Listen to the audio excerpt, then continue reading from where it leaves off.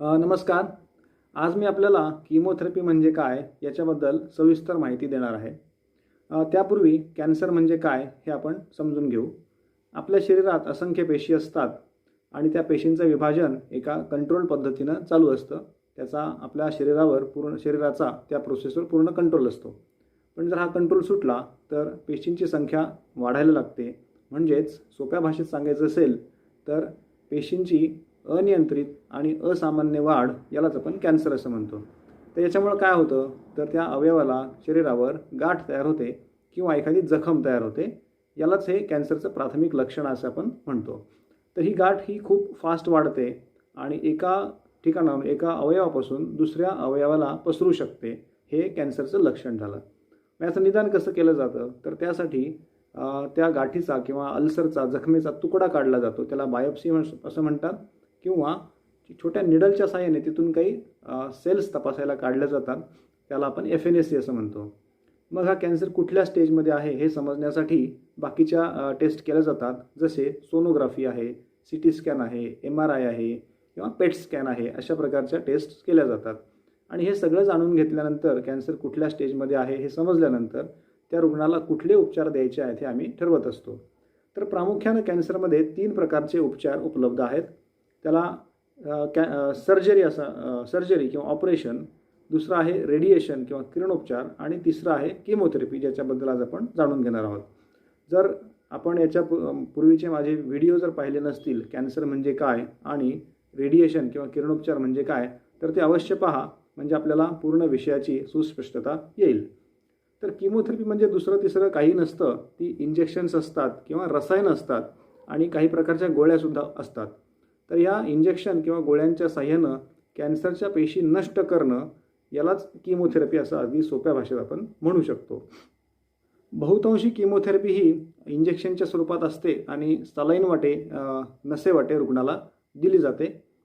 तर ही कीमोथेरपी कोणत्या प्रकारचे औषध वापरायचे आहेत, किती डोस द्यायचा आहे, किती अंतरानं द्यायचं आहे, हे सगळं कशावर ठरत असतं तर रुग्णाला कुठल्या अवयवाचा कॅन्सर झाला आहे, तो कुठल्या स्टेजमध्ये आहे, रुग्णाची शारीरिक क्षमता कशी आहे, त्याला काही दुसरे काही आजार आहेत का किंवा रुग्णाची मानसिक स्थिती कशी आहे, ह्या सगळ्यांचा विचार करून आम्हाला कीमोथेरपीचा प्लॅन ठरवावा लागतो.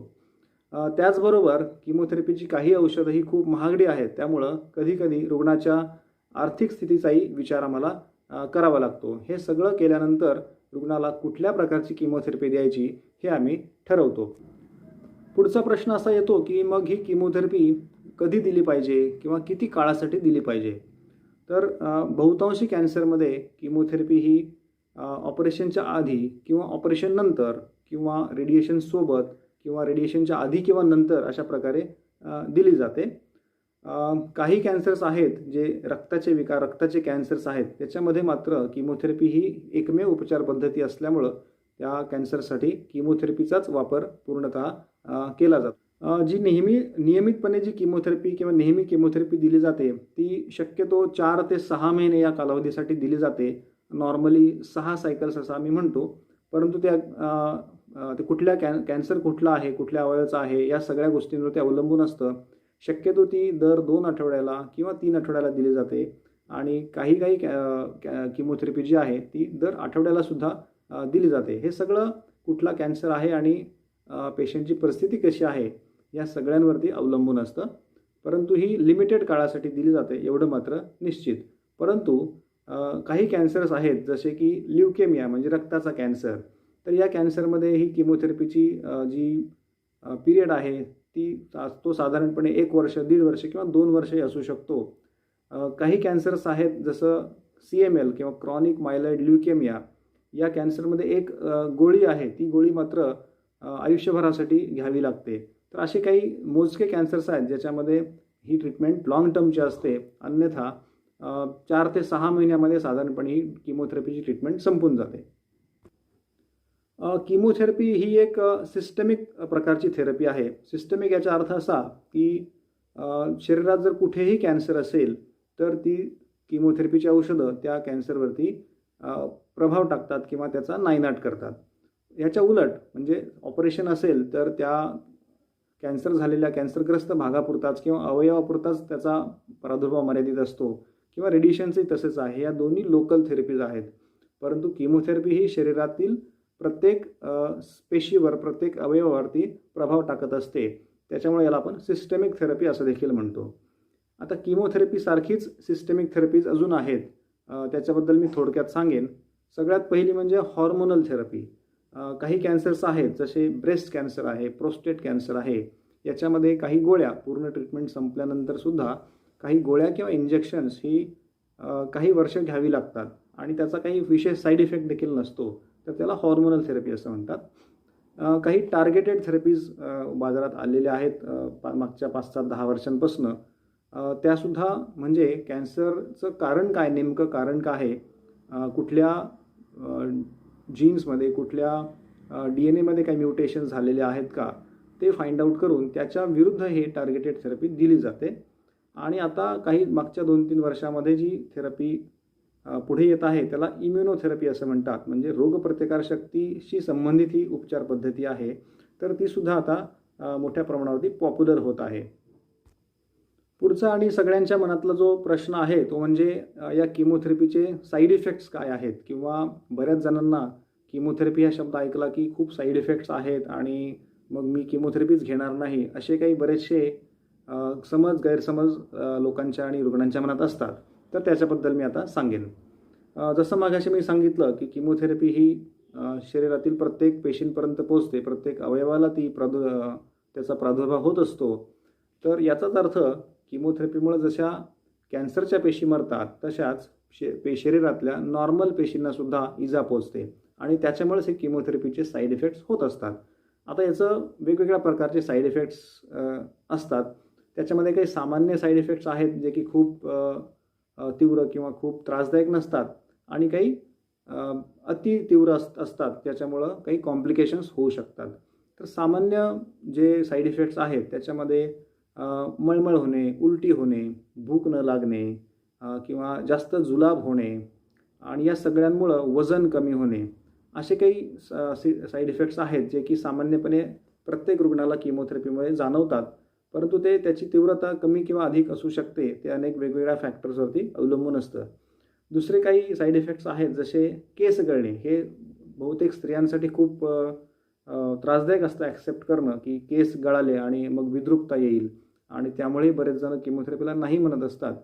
तर नखे काळी पडणे किंवा हातापायाची साल्टं निघणे किंवा हातापायाला मुंग्या येणे, असे काही साईड इफेक्ट्स आहेत. याची सुद्धा तीव्रता कमी जास्त प्रमाणात असू शकते.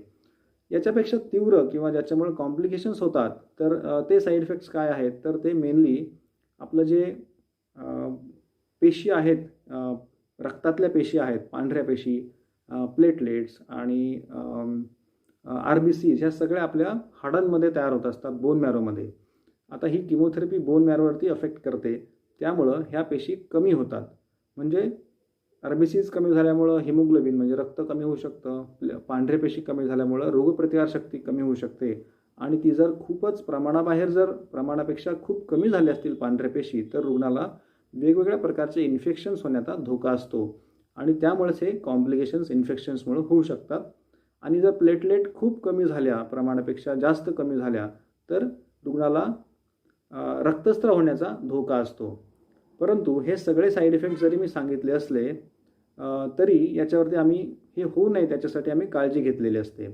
आता पुढचे काही साईड इफेक्ट्स आहेत, त्याच्यामध्ये ह्या सगळ्या गोष्टींमुळे एक मानसिक ताणतणाव रुग्णाला होत असतो. त्याच्यामुळे स्ट्रेस हा एक इनडायरेक्ट साईड इफेक्ट आहे असं म्हटलं तर वावगं ठरणार नाही. स्त्रियांमध्ये बऱ्याचशा किमोथेरपीमुळं पाळी बंद होते किंवा तात्पुरतं किंवा कायमचं वंध्यत्वसुद्धा येऊ शकतं. पुरुषांमध्येही वंध्यत्व येऊ शकतं, हे तात्पुरतं किंवा कायमचं असू शकतं. आणि पाळी अकाली गेल्यामुळं किंवा अकाली बंद झाल्यामुळं पोस्ट मेनोपॉझल जे सिम्पटम्स असतात, पोस्ट मेनोपॉझल सिंड्रोम असं त्याला म्हटलं जातं, तर त्याचे काही लक्षणं किंवा साईड इफेक्ट्स दिसून येतात. मानसिक ताणतणावामुळं अनेक पेशंट्सला डिप्रेशनला सामोरं जावं लागतं. तर गरज पडेल त्याप्रमाणे आम्ही मानसोपचार तज्ज्ञांचा सुद्धा सल्ला घेतो आणि त्या डिप्रेशनवरती सुद्धा मात करण्यासाठी प्रयत्न करतो.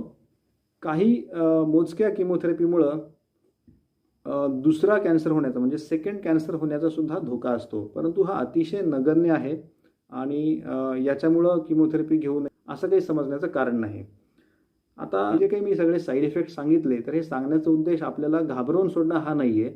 तर आपल्याला जर हे साईड इफेक्ट्स होणार आहेत हे आधीच माहिती असेल, तर आपल्या एक मनाची तयारी होते आणि मग ट्रीटमेंट घेण्यासाठी सकारात्मक वातावरण, सकारात्मक मन झालं की मग हे साईड इफेक्टसुद्धा फेस करण्यासाठी सोपे असतात आणि कॉम्प्लिकेशन्सला आपण सहजपणे सामोरं जाऊ शकतो.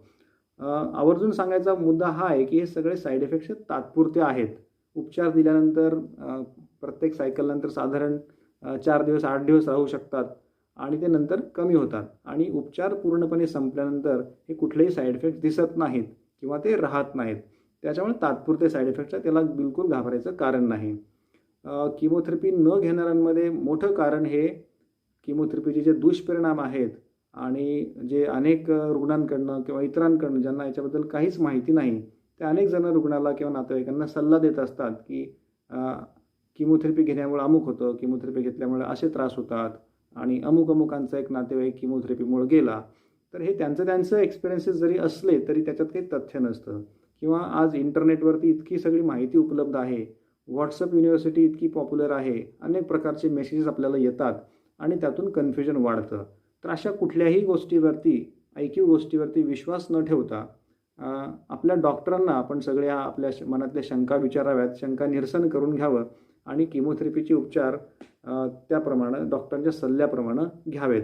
कारण किमोथेरपी ही अतिशय एक कॅन्सर पूर्णपणे बरं करण्यासाठी हे एक मोठं आयुध आपल्याकडे उपलब्ध आहे आणि ती जर उपचार घेतले नाहीत तर कॅन्सर बरा होण्याचं प्रमाण खूप कमी होईल किंवा कॅन्सर पुन्हा बळावेल आणि एकदा जर कॅन्सर बळावला, आपल्या हातातली वेळ निघून गेली तर पुन्हा काहीही केलं तरी ती वेळ भरून निघत नाही किंवा कॅन्सर बरा होण्यावर खूप मोठ्या मर्यादा येतात. त्याच्यामुळे किमोथेरपीला घाबरू नये, त्याच्या साईड इफेक्ट्सला घाबरू नये आणि न घाबरता ह्या उपचार पद्धतीला सामोरं जावं. बरेच जण मला प्रश्न विचारतात की हे साईड इफेक्ट्स कमी करण्यासाठी आम्ही आयुर्वेदिक उपचार घेऊ का, होमिओपॅथिक उपचार घेऊ का किंवा नॅचरोपॅथीचे काही उपचार घेऊ का. तर माझा या कुठल्याही थेरपीला विरोध नाही, परंतु याच्याबद्दल खूप काही संशोधन झालेलं नाही किंवा ह्या दोन्ही उपचार पद्धतीचा, किमोथेरपीचा आणि इतर उपचार पद्धतींचा कसा त्याचा एकमेकांशी इंटरॅक्शन होतं, त्याच्यामुळं ट्रीटमेंट चालू असताना शक्यतो मी ते टाळावं असा सल्ला देतो. परंतु एखाद्याला जर खूपच वाटत असेल तर जो त्याचा प्रश्न असू शकतो. पण मला विचारलं तर मी हे दोन्ही एकत्र घेण्यासाठी शक्यतो रुग्णाला प्रवृत्त करत नाही. ट्रीटमेंट उपचार संपल्यानंतर आपण कुठल्याही आपल्या आवडीची किंवा आपल्यावर ज्याच्यावर श्रद्धा आहे ती उपचार पद्धती घेऊ शकतो. आता हे किमोथेरपीचे साईड इफेक्ट्स कमी होण्यासाठी किंवा सुसह्य होण्यासाठी काय करायला पाहिजे. तर सगळ्यात महत्त्वाचं आहे की हे सगळं जाणून घेतल्यानंतर एक सकारात्मक आपलं मन ठेवलं पाहिजे, सकारात्मक राहिलं पाहिजे नेहमी. आणि दुसरं म्हणजे आपल्याला कुठल्याही प्रकारचा त्रास झाला किंवा कुठल्याही प्रकारच्या शंका असतील तर आपल्या डॉक्टरांना बिनदिक्कतपणे विचारलं पाहिजे. शंका निरसन झालं तर हे सगळं सुसह्य होऊ शकतं. त्याचबरोबर आपल्याला काही जर छंद असतील, आपल्याला काही जर आवडीनिवडी असतील तर त्या छंदामध्ये, आवडीनिवडीमध्ये आपण आपला वेळ गुंतवावा. जर वेळ आपल्याकडे खूप उपलब्ध असेल तर वेगवेगळ्या प्रकारचे विचार मनात येतात आणि मग जे नसलेले सुद्धा कॉम्प्लिकेशन किंवा मानसिक स्ट्रेस, मी जसं म्हटलं डिप्रेशन, अशा सगळ्या गोष्टी होऊ शकतात. त्याच्यामुळं मन रमवणे हे सगळ्यात अतिशय महत्त्वाचं आहे. त्याचबरोबर सकस आहार घेतला पाहिजे, भरपूर पाणी पिलं पाहिजे. या सगळ्या गोष्टींमुळं सुसह्य होऊ शकतात किमोथेरपीचे. जे साईड इफेक्ट जरी झाले तर ते सुसह्य होऊ शकतात. आपल्याला जर शक्य असेल तितका आपल्या प्रकृतीनुसार व्यायाम करावा, योग करावा, आपल्या हे प्रकृतीला झेपेल असं करावं. अतिशय त्याचा अतिरेकसुद्धा करू नये. तर ह्या सगळ्या छोट्या उपाय आहेत की ज्याच्यामुळं आपण ही उपचार, कॅन्सरचे जे एकूणच उपचार आहेत जे 4-6 महिन्यासाठी चालणार आहेत, तर ह्या सगळ्यांपासनं किंवा सगळ्यांना आपण धीरोदत्तपणे सामोरे जाऊ शकतो आणि त्या सगळ्या होणाऱ्या कमी जास्त प्रमाणात होणाऱ्या साईड इफेक्ट्सला सुद्धा आपण पूर्णपणे फेस करू शकतो, त्याला सामोरं जाऊ शकतो. आणि या कॅन्सरसारख्या आजारातून पूर्णपणे बरं होण्यासाठी या सगळ्या गोष्टी महत्त्वाच्या आहेत. तर सगळ्यात शेवटी ह्या व्हिडिओचा जो काही उद्देश आहे तो मला रुग्णांना आणि त्यांच्या नातेवाईकांना असं सांगायचं आहे की किमोथेरपी ही कॅन्सरवर एक खूप प्रभावी उपचार पद्धती आहे आणि कुठल्याही ऐकीव गोष्टींवरती, ऐकीव माहितीवरती न जाता, न घाबरता ही उपचार रुग्णांनी घ्यावेत आणि तरच आपण या कॅन्सरचा मुकाबला करू शकतो, त्याच्यापासून आपला जीव वाचवू शकतो. कुठल्याही शंका असतील मला किंवा आपल्या डॉक्टरना नक्की विचारा. शंकांचं निरसन करून ट्रीटमेंट उपचार पूर्ण करा. एवढंच मी या व्हिडिओमध्ये सांगू इच्छितो. धन्यवाद. थँक्यू.